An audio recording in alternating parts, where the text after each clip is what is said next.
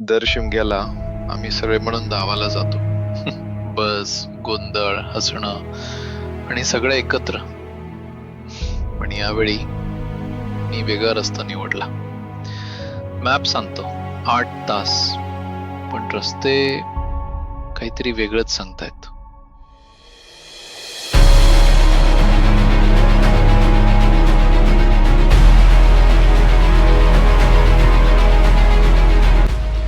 आणि मला हे कळालं की प्रवास साधा नव्हता. 300 किलोमीटरचा रस्ता, घाट, ट्रॅफिक थंडी लागते, खूप थंडी लागते. आणि मध्ये असा एक क्षण आला जिथे मला वाटलं की हा प्रवास इथेच थांबेल. पण पुढे काय झालं, त्याने हा प्रवास फक्त राईड राहिला नाही, तो एक अनुभव बनला.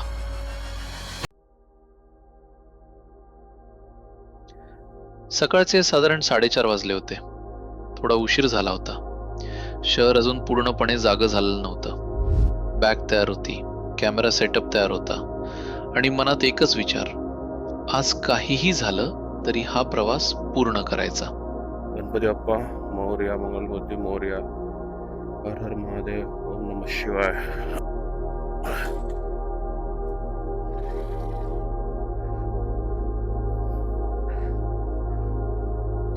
मी बाईक सुरू केली आणि कोकणाच्या दिशेने प्रवास सुरू झाला. जसा निघालो त्याच क्षणी मनात खूप उत्साह होता, कारण ही माझ्या आयुष्यातली पहिली इतकी लांब सोलो राईड होती.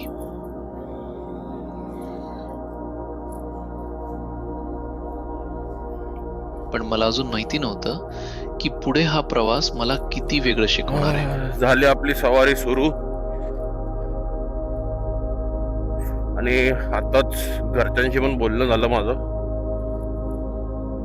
ते लोक आत्ताशी खोपोली क्रॉस केलंय, खूप स्लो आहे.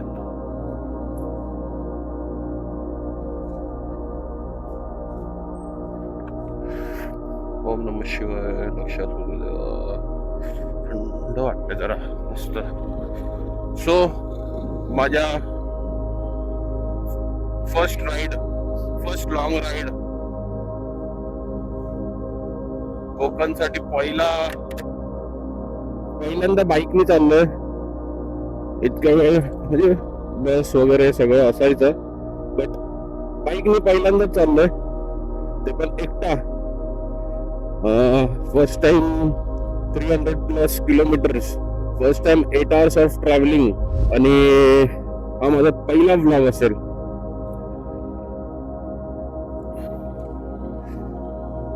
लेट्स होप सगळं नीट होऊ दे, आणि नीटच होणार. ओम नमः शिवाय. तर मी आता घरातून निघालोय. वाजलेत 44 झालेत, म्हणजे 4:45 झालेत. मी कोपरला आता, कोपरवरून डोंबिवली करून तळोजा, असा हा प्लॅन आहे. तळोजा करून कळंबोली वगैरे करून निघणार आहे. सुरुवातीचे काही तास खूप छान गेले. थंड हवा, शांत रस्ते आणि पहाटेचं वातावरण. बाईकवर बसून प्रवास करताना एक वेगळीच मोकळीक जाणवत होती. Oh my God, riders and all भरपूर आहेत, पण मी नाही थांबणार आहे. माझं आहे की मला या काळोखात, या थंडी, या थंड वातावरणात जितकं स्ट्रेच करता येईल मी तितकं करणार आहे. पण चाकरमानी येत आहेत कोकणात, त्यातला मी पण एक. शीट यार हे लोक काय 18-19 माझं वय जरी क्रॉस झालं असतं तरी मी हे जर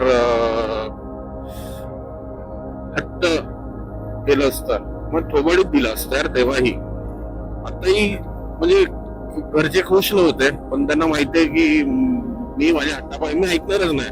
आय नो देअर कन्सर्न, सगळ्यांचेच, म्हणजे रिलेटिव्ह पासून फ्रेंड, म्हणजे ऑफिस कलिग्स वगैरे सगळे बोलत की अरे यार का. सगळ्यात पहिला प्रश्न त्यांनी मला विचारला का, सर्वांनी, की भाई बस आहे, सगळं आहे, तरी तुला का करायचं. सर्वांना मी हेच उत्तर दिलं की नाही, मला हे एक्सपिरियन्स करायचंय आणि ते मी आज करतोय.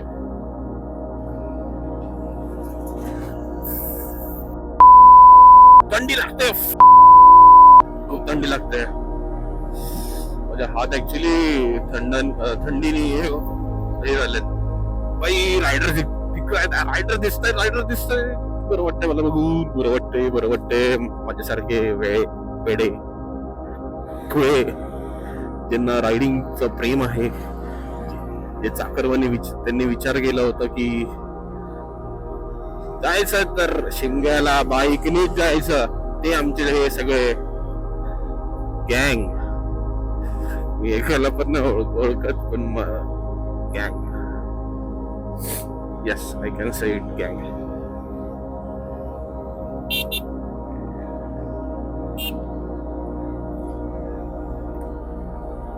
जस्ट एक appreciation for them, for me. हळूहळू शहर मागे राहिलं आणि कोकणाचे रस्ते सुरू झाले. दोन्ही बाजूंना झाडं, लाल माती, छोट्या वाड्या आणि मध्ये वळणदार रस्ता. तो क्षण असा होता की मी थोडा वेळ थांबून फक्त ते दृश्य पाहत राहिलो. त्या क्षणी मला जाणवलं, हा निर्णय चुकीचा नव्हता. पण पुढे काय होणार आहे याची अजून कल्पना नव्हती. काही अंतर पार केल्यानंतर मी एका छोट्या स्टॉलवर थांबलो. थोडा वेळ विश्रांती घेतली आणि गरमागरम वडापाव खाल्ला. इतक्या वेळाच्या प्रवासानंतर तो वडापाव खूपच चांगला वाटला. थोडा वेळ बसून पुन्हा प्रवास सुरू केला. अच्छा, मला पेन सोडून वेळ झालाय. आता मी थोडा वेळ थोडा काय हायवेच्याच मार्गाने येतोय.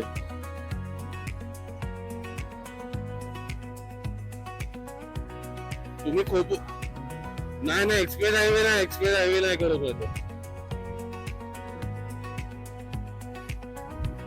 अच्छा, मला इकडनं 6 तास दाखवतोय आणि आता दादाचाच फोन आला होता, म्हणजे प्रांजल होती, ती बोलवली 4.5 तास तुम्हाला दाखवतोय, 4-4.5 तास. तर तुम्ही पण एक ब्रेक घेतला आणि मी जर ब्रेक कमी घेतले तर मे बी सोबत येऊ शकतो. हो चालेल. मी परत थांबलोय. 5 मिनिटं पण चालवली नसेल मी गाडी, मी परत थांबलोय. ऍक्च्युली मला परत थंडी वाजते आणि त्या कारणासाठी मी परत माझा शर्ट काढणार आहे.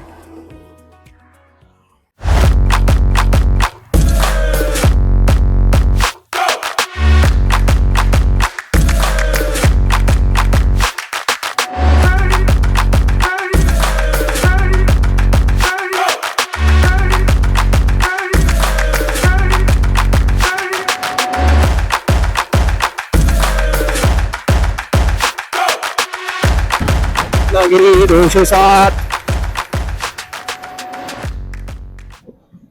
हेच तर मोटिवेशन आहे माझं. 207 किलोमीटर आहेत फक्त 207 किलोमीटर. बहुतेक मी माणगावला पोहोचलोय. रस्ता इतका सुंदर आहे ना, मस्त वरून झाडांनी कव्हर केलंय रस्त्याला.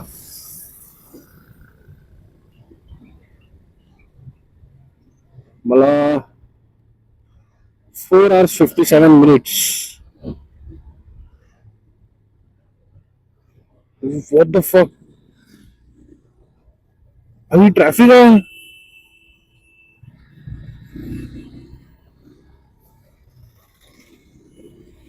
ट्रॅफिक काय इथं रॉंग साईड काढतोय म्हणून. ऍक्च्युली हा रस्ता बहुतेक कुठेतरी जातो, म्हणजे ऑब्विसली प्रत्येक रस्ता कुठे ना कुठे जातच असतो, पण म्हणजे असं मिड वे वगैरे मला फील येतोय मला.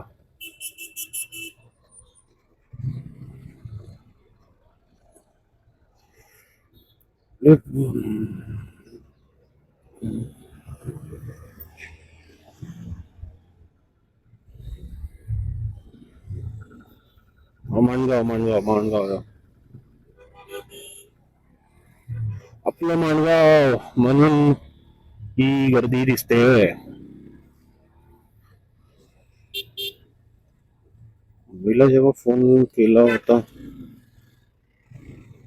आउटसाइड, गाईज प्लीज हे करू नका, ट्रॅफिक खूप जास्त आहे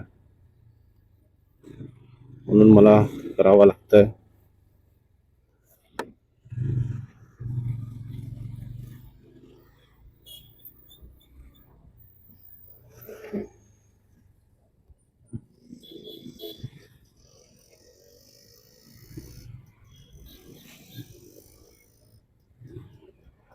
माणगाव थोडं भरलेलं आहे बहुतेक, म्हणजे मी खूप ऐकलंय माणगाव माणगाव माणगाव बद्दल. माणगावला लोक आहेत भरपूर असं मला वाटतंय, म्हणून म्हणून म्हणून म्हणून हा ट्रॅफिक.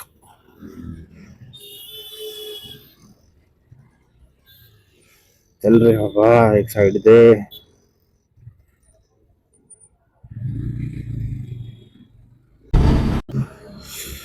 माझा चाबू गेलाय, म्हणजे किती वाजलेत, 8:49. किती वाजता निघालोय मी, म्हणजे 4 तास झालेत. मला काहीच त्रास नाहीये, मला फक्त माझा चाबू जो आहे तो खूप दुखतोय. सो मी थोडासा विचार करतोय, थोडा स्पीड कमी करतो. कमी कर कमी कर कमी कर, कमी होणार. थोडस आहे ना स्ट्रेच करतो पायांना उभं राहून.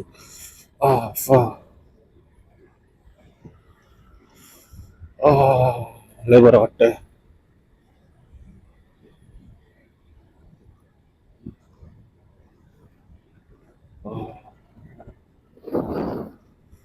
वा, मस्त व्ह्यू आहे. लोकांना असं आढळलं की मी खूप असे स्टंट स्टंट वगैरे करतोय, पण नाही, माझी मुलांची हालत लय गंभीर आहे.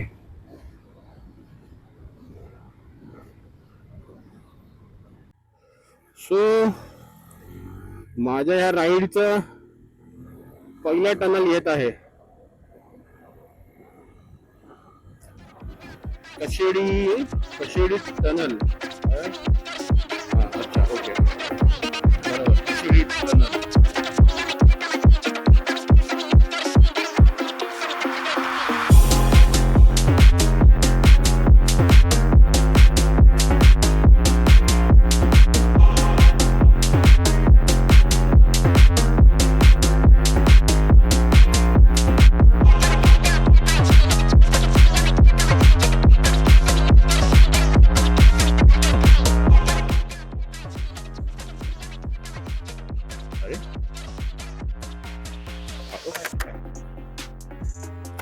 अच्छा, मी म्हणजे शी काळोख नाहीये बिलकुल, पण मी सनग्लासेस लावले होते, मी हे विसरून गेलो. पाणी पडते.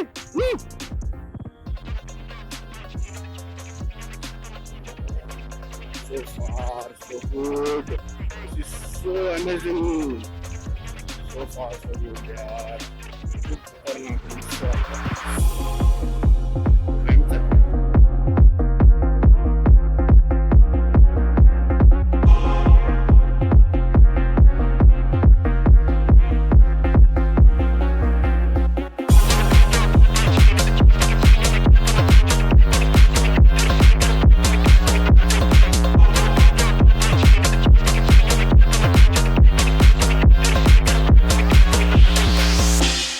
काही वेळानंतर परिस्थिती बदलायला लागली.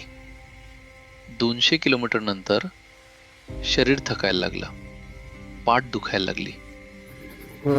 रोड क्रॉस केलाय, टुवर्ड्स चिपळूण सवारी चालली आहे.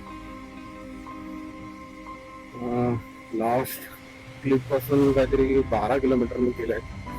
अजूनही मला तसंच फील येत आहे, खूप जास्त त्रास होतो. थांबतो एक साईडला. मी बाईक साईडला थांबवली. त्या क्षणी मनात एकच प्रश्न आला. खरंच गरज होती का बाईकने यायची? बसने आलो असतो तर आरामात पोचलो असतो. तर किती दाखवत आहे? 3 तास 35 मिनिटं 165 किलोमीटर. पाय नाही दुखत आहेत, कंबर दुखायला लागले. कमरेचा थोडा आहे त्रास मला. काय करू समजत नाही, काय करू. खूप पाठ दुखते.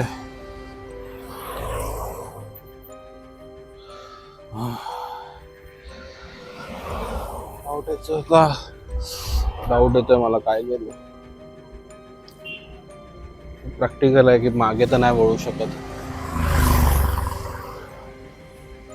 पुढे वळायची पण ताकद नाहीये माझ्याकडे. कंबर दुखते. खरंच गरज होती का बाईकने यायची, हा प्रश्न पडला आता मला.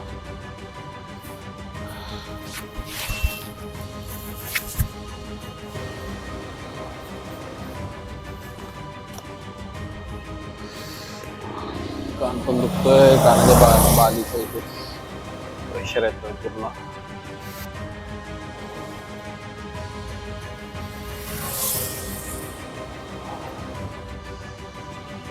कान दुखतोय. पुढे जाऊ की नको हा विचार पडला.